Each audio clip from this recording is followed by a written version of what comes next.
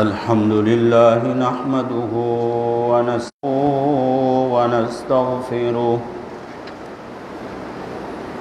ونستغفره ونؤمن به ونتوكل عليه ونعوذ بالله من شرور أنفسنا ومن سيئات أعمالنا من يهده الله فلا مضل له ومن يضلله فلا هادي له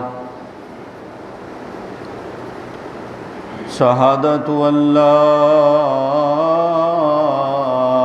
إله إلا الله وحده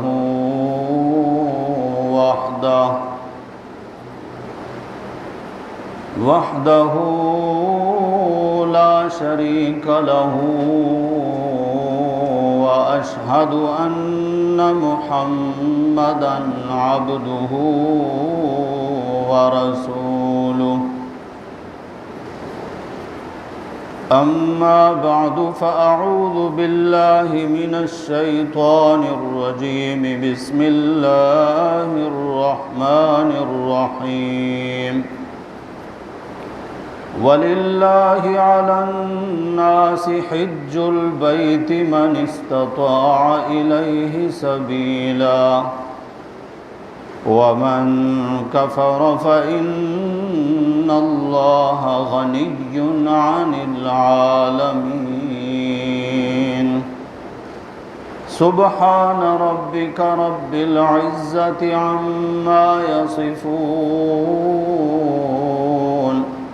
وسلام على المرسلين والحمد لله رب العالمين اللهم صل على محمد وعلى آل محمد كما صليت على إبراهيم وعلى آل إبراهيم إنك حميد مجيد اللهم بارك على محمد وعلى آل محمد كما باركت على إبراهيم وعلى آل إبراهيم إنك حميد مجيد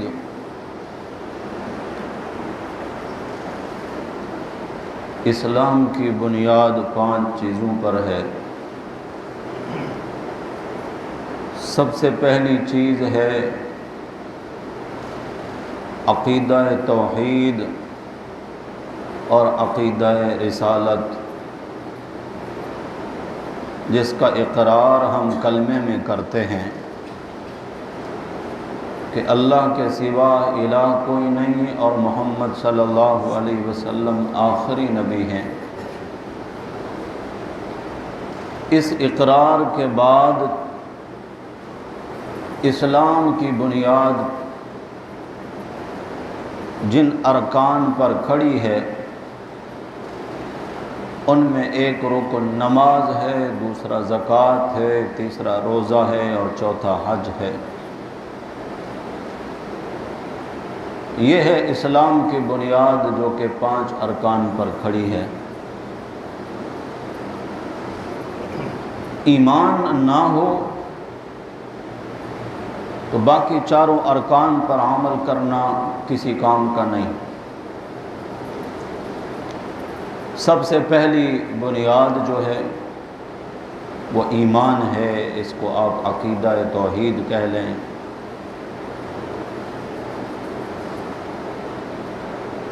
حج کے مہینے ہیں یہ،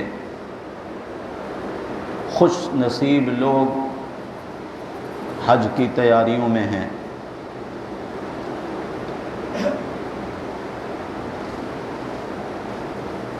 مسلمانوں پر جو کہ صاحب استطاعت ہوں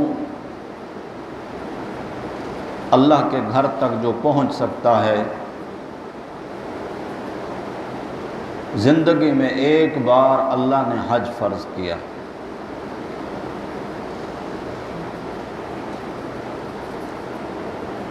نماز بھی فرض ہے، زکوٰۃ بھی فرض ہے، روزہ بھی فرض ہے۔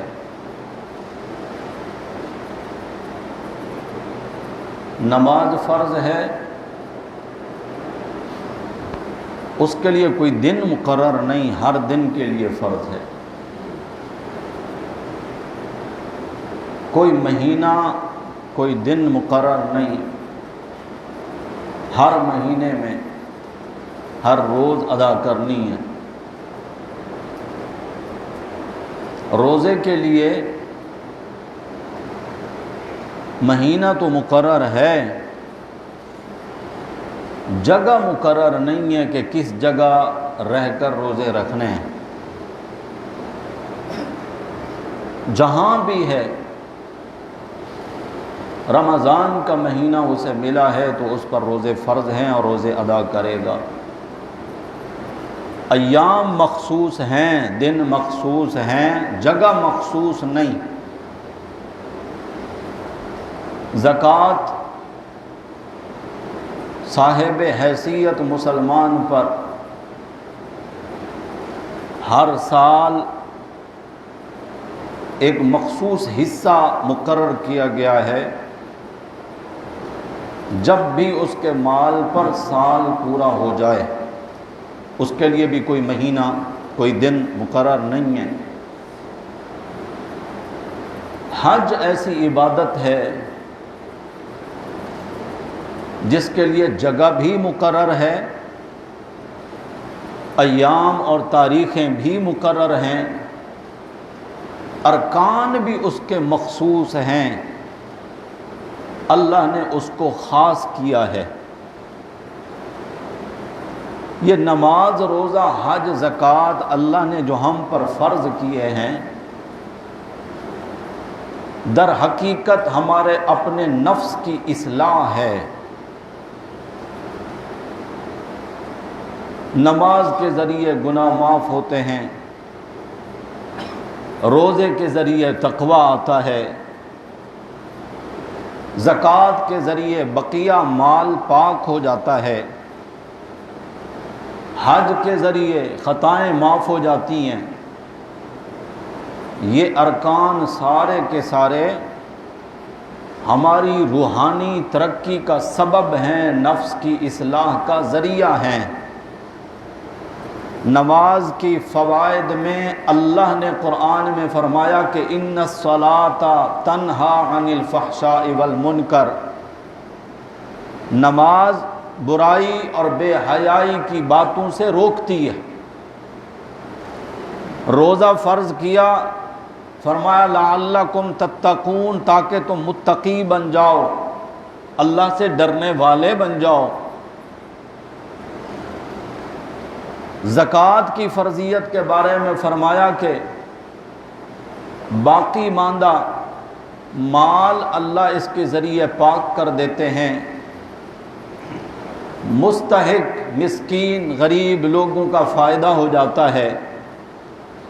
اپنا فائدہ یہ ہے کہ مال کی محبت دل سے نکل جاتی ہے، مال کی حرص اور ہوس اس پہ زد پڑتی ہے کہ یہ میرا نہیں ہے، اللہ نے عطا کیا ہے، اللہ کا حق اس میں سے دینا ہے میں نے، اور جسے دیا جا رہا ہے اس پر بھی میرا احسان نہیں ہے، اس کا حق ہے جو میں نے اس کو دیا، غریب مسکین کو، ضرورت مند کو۔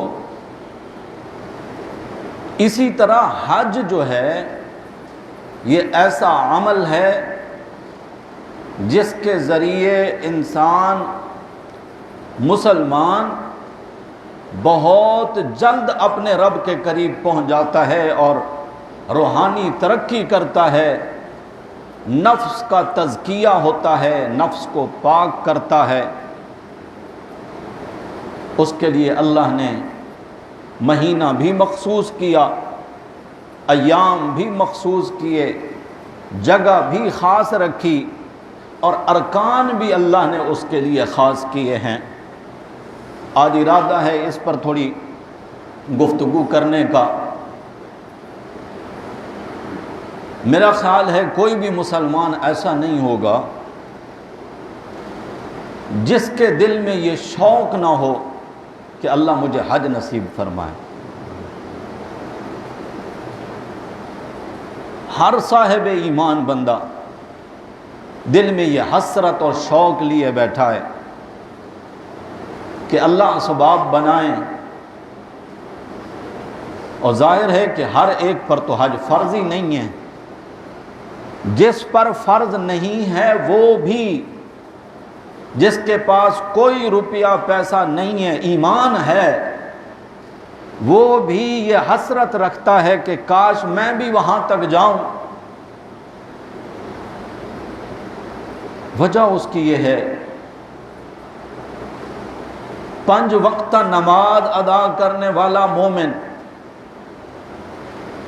جب نماز پڑھنے کے لیے کھڑا ہوتا ہے کہتا ہے رخ میرا کعبہ شریف کی طرف۔ علم الیقین تو اس کو حاصل ہے کہ کعبہ ہے جس کی طرف رخ کر کے میں نے نماز پڑھنا ہے۔ عین الیقین اس کو اس وقت حاصل ہوتا ہے جب یہ کعبہ کو براہ راست اپنی آنکھوں سے جا کر دیکھتا ہے، جب کہتا ہے رخ میرا کعبہ شریف کی طرف تو سامنے ہی کعبہ ہوتا ہے۔ یہ عین الیقین حاصل کرنے کے لیے دل میں حسرت رکھتا ہے کہ میرا رب مجھے بھی وہاں تک لے جائے۔ امام الانبیاء رحمت کائنات صلی اللہ علیہ وسلم نے فرمایا، جو صاحب ایمان صاحب حیثیت ہے پہنچ سکتا ہے کعبہ تک، یعنی جس پہ حج فرض ہے، لیکن مال کی محبت کی وجہ سے حج نہیں کرتا کہ لاکھوں خرچ ہوں گے، کروڑ میں سے اتنے کم ہو جائیں گے، یا پھر ایسا کاروباری ذہنیت کا ہے کہ اتنے ایام اگر وہاں چلا گیا تو ادھر میرا نقصان ہوگا، وہ بھی مال کی ہی محبت ہے۔ کسی بھی وجہ سے سستی کرتا ہے، غفلت کرتا ہے، حج فرض ہونے کے باوجود حج نہیں کرتا، ایسے شخص کے لیے رحمت للعالمین پیغمبر صلی اللہ علیہ وسلم نے وعید فرمائی ہے کہ ایسا شخص چاہے یہودی ہو کر مرے یا عیسائی ہو کر مرے، اللہ کو اس کی کوئی پرواہ نہیں۔ حج فرض ہے، پھر تاخیر نہیں ہونی چاہیے۔ میں نے جو آیت کریمہ کا حصہ تلاوت کیا 4 پارے کے پہلے صفحے پر سورہ آل عمران کا، اس میں اللہ نے اسی بات کو بیان فرمایا کہ وَلِلَّهِ عَلَى النَّاسِ حِجُّ الْبَيْتِ مَنِ اسْتَطَاعَ إِلَيْهِ سَبِيلًا،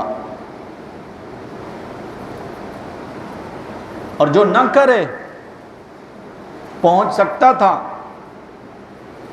نہیں کیا، من کفر، فرمایا اگر کوئی کفر کرتا ہے، انکار کرتا ہے، نہیں کرتا حج، تو اللہ کو اس کی کوئی پرواہ نہیں۔ من کفر فإن اللہ غنی عن العالمین، اللہ سارے جہان والے لوگوں سے بے پرواہ ہے۔ یعنی اللہ کو ضرورت نہیں کہ تم اس کے گھر میں آ کر اس کے گھر کا طواف کرو، تمہیں ضرورت ہے۔ سب سے پہلے 7ویں آسمان پر فرشتوں کا کعبہ بیت معمور، فرشتے وہاں طواف کرتے اللہ کے گھر کا۔ ابھی تک انسانیت وجود میں نہیں آئی، ابھی تک بابا آدم بھی نہیں آئے اس دنیا میں۔ فرمایا 70,000 فرشتے روزانہ اس میں آتے ہیں عبادت کے لیے، بیت معمور کا طواف کرتے ہیں۔ دوسرے دن اور 70,000 آتے ہیں، پہلی مرتبہ جو 70,000 آئے تھے قیامت تک ان کی باری نہیں آئے گی. کتنی مخلوق ہے فرشتوں کی، کتنی تعداد ہے ان کی، اللہ کے علم میں ہے، کوئی نہیں جانتا. بتایا یہ جاتا ہے کہ انسانیت کی ابتدا سے بھی 2000 سال پہلے سے، اور تعداد ان کی کتنے کہ 70,000 روزانہ آتے ہیں، جو ایک بار آئے عبادت کے لیے پھر ان کو موقع نہیں ملے گا. اللہ تعالیٰ نے جبریل امین کو حکم دیا فرشتوں کے ساتھ جاؤ عین اسی بیت معمور کے نیچے، اسی کی سیدھ میں روئے زمین پر بھی میرا گھر بناؤ جہاں پر میرے بندے آ کر میرے گھر کا طواف کریں گے. تو سب سے پہلے کعبۃ اللہ کی تعمیر فرشتوں نے کی. پھر آدم علیہ السلام یہاں تشریف لائے دنیا میں، میدان عرفات میں پہنچے، جبل رحمت پر اللہ نے ان کی دعائیں قبول فرمائیں، ان کی توبہ قبول ہوئی، اللہ سے ان کی صلح ہوئی. پھر اللہ نے ان کو حکم دیا، انہوں نے کعبہ کی تعمیر فرمائی. پھر نوح علیہ السلام کے زمانے میں طوفان نوح آیا، اللہ نے کعبہ کو اٹھا لیا، پوری زمین برابر ہو گئی. پھر سیدنا ابراہیم علیہ السلام کو اللہ نے حکم دیا، جبریل کو بھیجا، تم جا کر نقشہ بنا کر دو، جگہ کی نشاندہی کر کے آؤ، حضرت ابراہیم علیہ السلام کو بتاؤ کہاں کعبہ بنے گا، کتنا بنے گا، ایریا کتنا ہے، جگہ کتنی ہے. اور پھر ابراہیم علیہ السلام نے اپنے صاحبزادے حضرت اسماعیل علیہ السلام کے ساتھ مل کر اللہ کے گھر کی تعمیر کی. اذ یرفع ابراہیم القواعد من البیت و اسماعیل. کعبہ بن گیا، کعبہ تعمیر ہو گیا. کعبہ کس کا گھر ہے؟ 2-3 بندوں کو پتا ہے کہ کس کا گھر ہے. کعبہ کس کا گھر ہے؟ اللہ کا گھر ہے. گھر اچھے لگتے ہیں آباد کرنے والوں سے. محل بھی بنا ہو اور اس کا آباد کرنے والا اگر کوئی نہ ہو، وہاں مکڑیوں کے جالے ہوں گے، صحن میں کونے قدروں میں جھاڑیاں اگائیں گی، خاک ہوگی، مٹی ہوگی. اور اگر وہاں پر آباد کرنے والے ہوں تو پھر وہ اس کی رونقیں دوبالا ہوتی ہیں. ابراہیم علیہ السلام نے اللہ کے حکم سے اللہ کا گھر بنایا اور اللہ سے دعا کرنے لگے، ربنا وابعث فیہم رسولا منہم.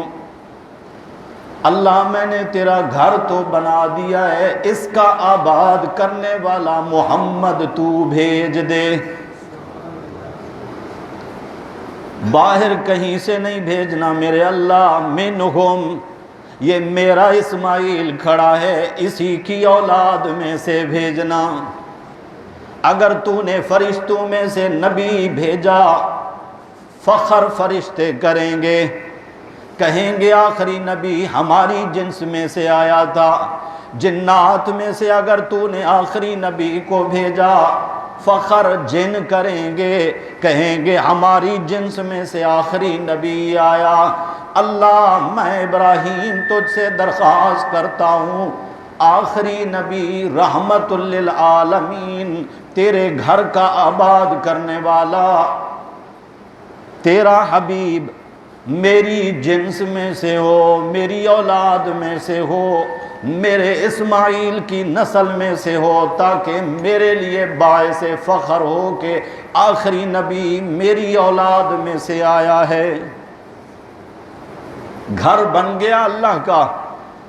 اللہ نے فرمایا اذن فی الناس، اے میرے ابراہیم آواز دے، ندا دے، آوازہ لگا، آؤ لوگو حج کے لیے.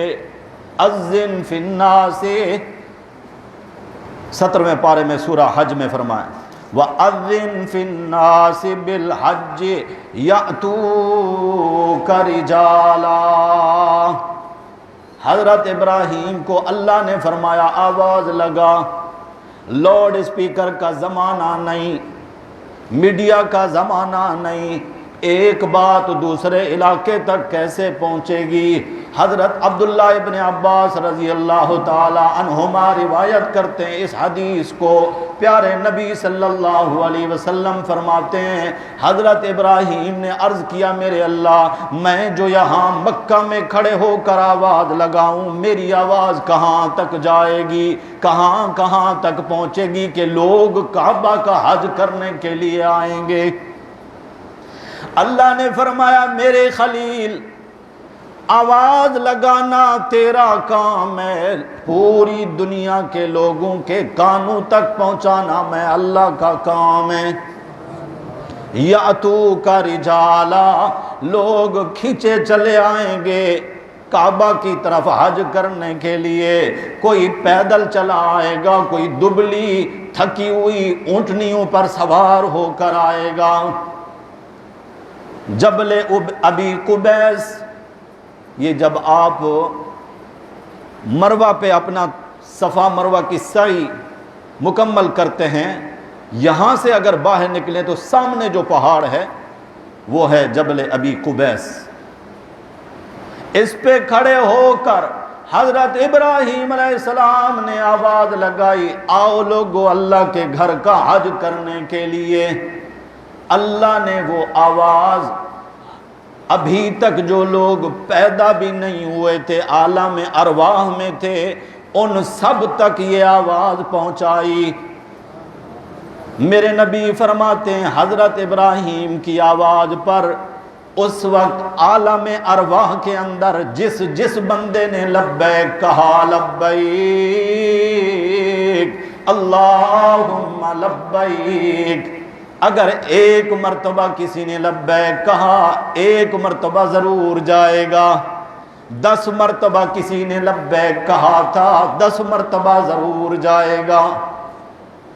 عالم ارواح میں کئی باتیں ہم نے اللہ سے بھی کی ہیں۔ 9ویں پارے میں اللہ فرماتے ہیں عالم ارواح میں میں نے تم لوگوں سے نہیں کہا تھا الستو بربکم، کیا میں تمہارا رب نہیں ہوں؟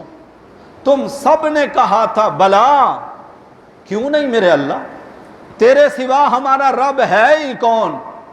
یہ بات ہمیں یاد ہے جی؟ اللہ نے ہمیں کہا الستو بربکم، کیا میں تمہارا رب نہیں ہوں؟ اور پھر ہم نے آگے سے جواب دیا یہ بات یاد ہے؟ نہیں یاد نا، قرآن بتا رہا ہے تو ایمان ہے۔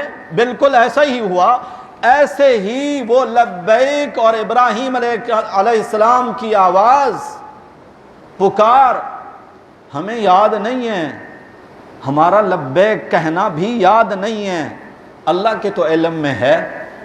کس نے سنا، کس نے لبیک کہا؟ جس نے بھی لبیک کہا اللہ اس کو وہاں تک ضرور لے جائیں گے۔ مانگنے میں تو کوئی حرج نہیں ہے۔ اللہ ہم سب کو بہت جلد حج کی سعادت نصیب فرمائے اور بار بار اپنے گھر کی حاضری نصیب فرمائے۔ فرمایا جو شخص اکیلے نماز پڑھتا ہے ایک نماز کا ثواب ہے، جماعت کے ساتھ پڑھتا ہے 25 نمازوں کا ثواب ہے، جامع مسجد جہاں جمعہ کی نماز ہوتی ہے وہاں جا کر نماز پڑھتا ہے تو اللہ اس کو 500 نمازوں کا ثواب عطا فرماتے ہیں۔ اور فرمایا کہ جو بندہ مسجد اقصیٰ میں جا کر نماز ادا کرے اللہ اس کو 25,000 نمازوں کا ثواب عطا فرماتے ہیں۔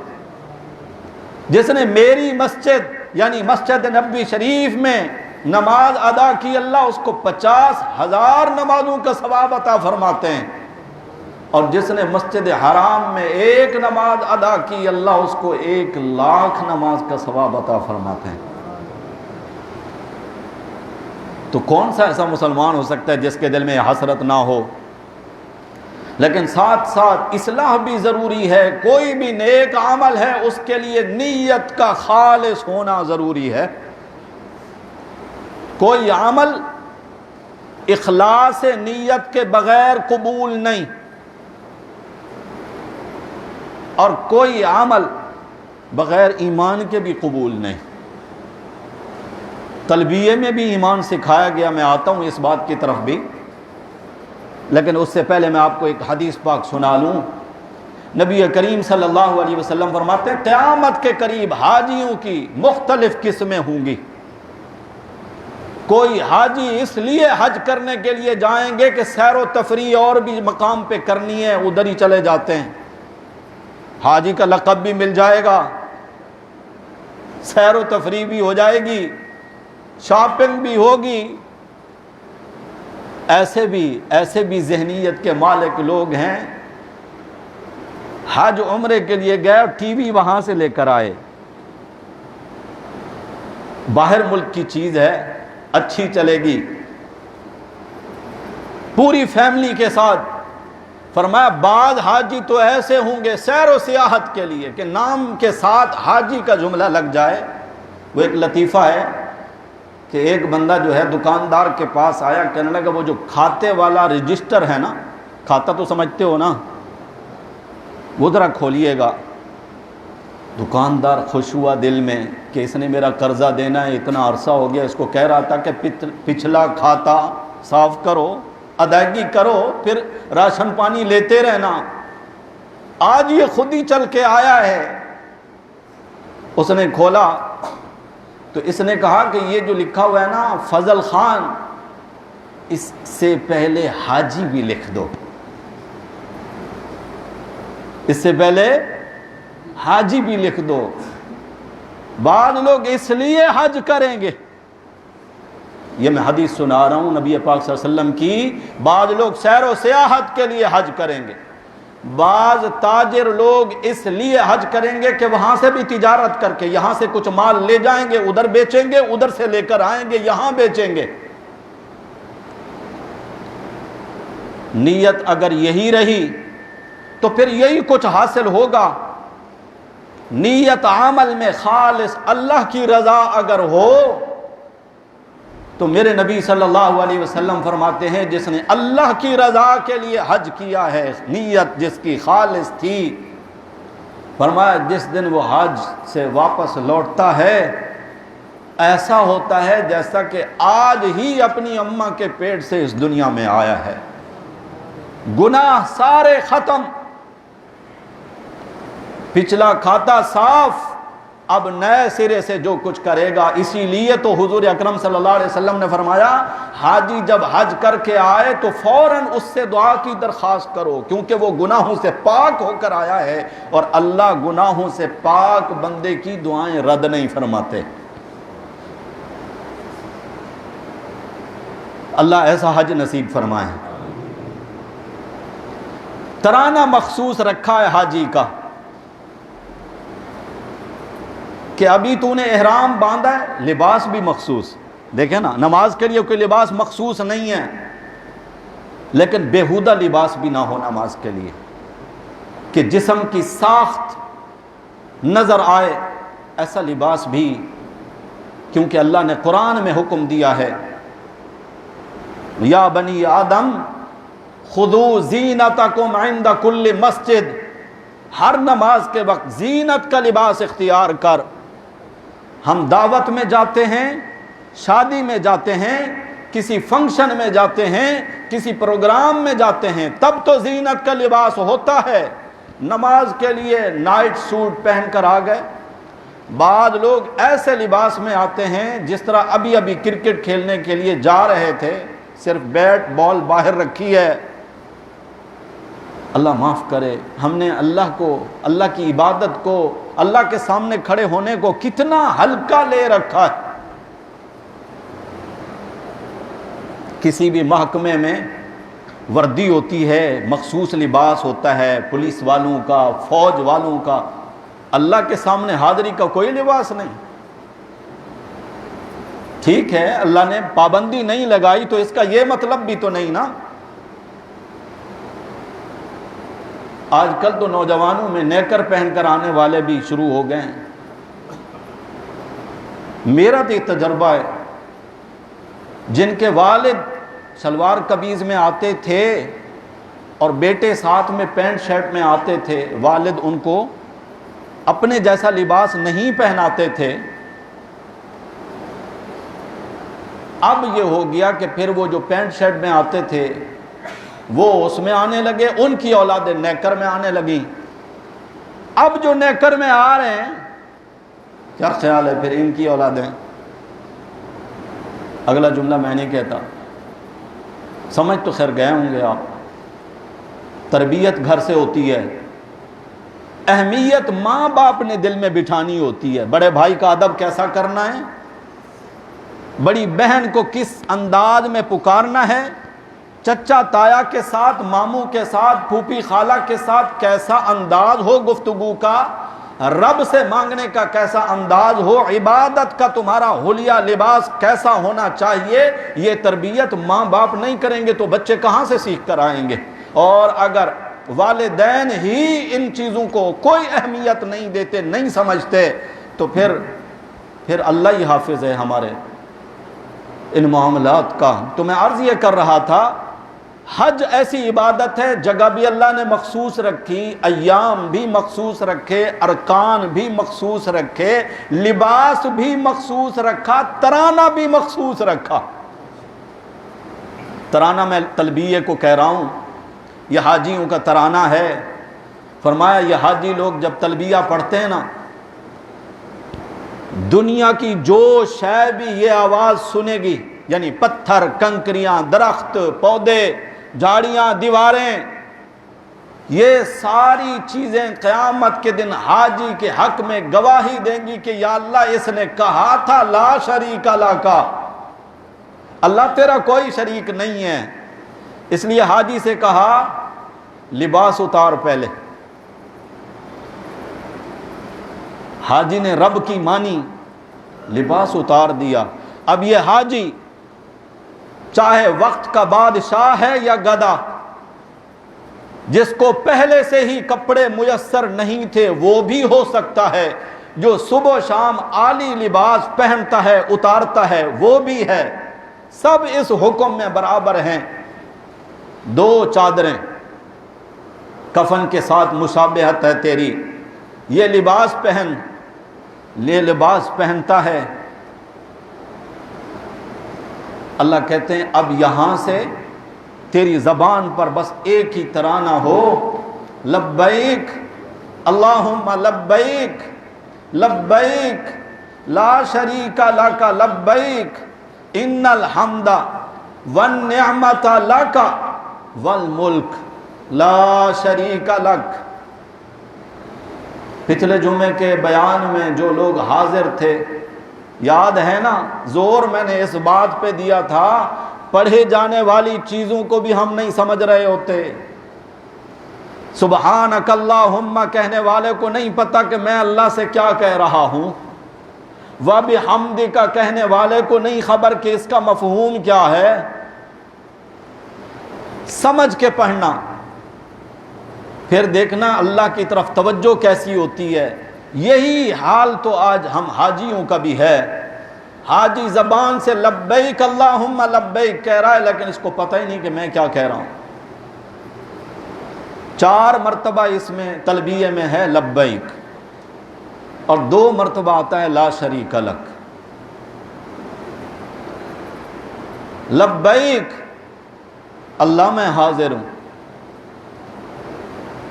اللہم لبیک اے اللہ میں واقعتاً حاضر ہوں۔ جن لوگوں نے حج عمرہ کیا ہے، تلبیہ پڑھیں، ایمان سے بتاؤ، جب یہ تلبیہ ہم کہہ رہے ہوتے ہیں واقعتاً ہمارا ذہن ایسا ہی ہوتا کہ اے اللہ میں حاضر ہوں، اے اللہ میں حاضر ہوں، اللہم لبیک اے اللہ واقعتاً میں حاضر ہوں، ان الحمد والنعمت لک اللہ تعریفیں بھی نعمتیں بھی تیری ہیں، میرا کوئی کمال نہیں۔ میرا کوئی کمال نہیں، تیری تعریف ہے، تیری ہی نعمت ہے کہ دیا ہوا مال تیرا ہی تھا، تیرے ہی راستے میں خرچ ہو رہا ہے، تیرے گھر تک پہنچنے لگا ہوں۔ والملک، اللہ بادشاہت بھی تیری ہے۔ ان الحمد والنعمت لک والملک، پھر کہتا ہے لا شریک لک، اللہ تیرا کوئی ساجھی نہیں، تیرا کوئی شریک نہیں، نہ تیری عبادت میں تیرا کوئی شریک، نہ ہی تیری حکومت اور اقتدار میں کوئی تیرا شریک، نہ تیرے حقوق اور اختیارات میں تیرا کوئی شریک۔